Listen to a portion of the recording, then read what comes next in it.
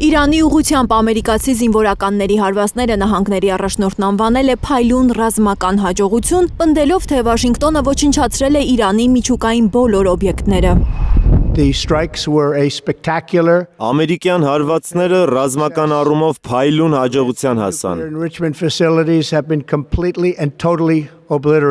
Իրանի հիմնական միջուկային օբյեկտները ամբողջությամբ ոչնչացվել են։ Իրանը մերձավոր արևելքի գոռոզ այդ բռնապետը այժմ պետք է խաղաղություն հաստատի։ Եթե դա չանի, ապագա հարվածները լինելու են շատ ավելի հզոր եւ անհամեմատ հեշտ։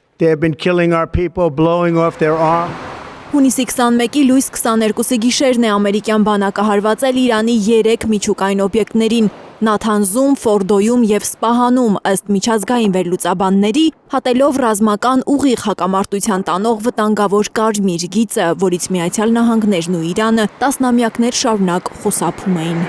Թրամփը չի բացառել, որ Իրանում իշխանափոխություն լինի, եթե Իրանի ներկայիս ռեժիմն ի վիճակի չէ Իրանը հզորացնել, ապա ինչու չփոխել ռեժիմը, գրել է Թրամփը Truth սոցիալական ցանցում։ Իսրայելի վարչապետը հայտարարել է, որ ամերիկյան միջամտումը պատմական շրջադարձ է, որի շնորհիվ մերձավոր արևելքում խաղաղություն կհաստատվի։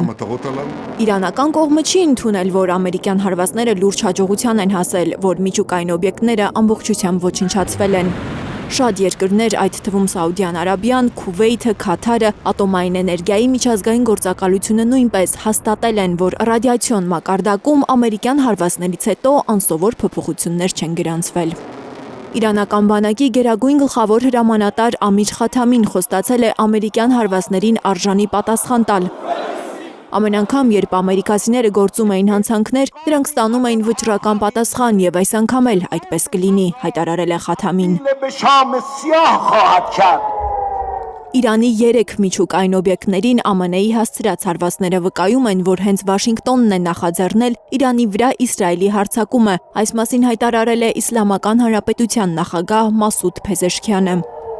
Թեհրանը ստիպված կլինի արձագանքել Վաշինգտոնի հարձակմանը, մենք Իրանի անկախության եւ ինքնիշխանության հարցերում որևէ կերպ չենք զիջելու, հայտարարել է Իրանի արտգործնախարար Աբաս Արաղչին, որը հիմա Մոսկվայում է հանդիպելու Ռուսաստանի նախագահի հետ։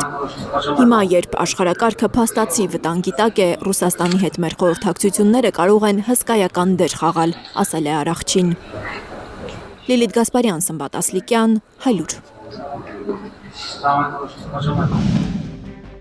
Հայաստանում եւ աշխարհում տեղի ունեցող իրադարձությունների մասին առաջինն իմանալու համար բաժանորդագրվեք մեր ալիքին, սեղմեք զանգակը, որ բաց չթողնեք ամենահրատապը, ամենակարևորն ու հետաքրքիրը։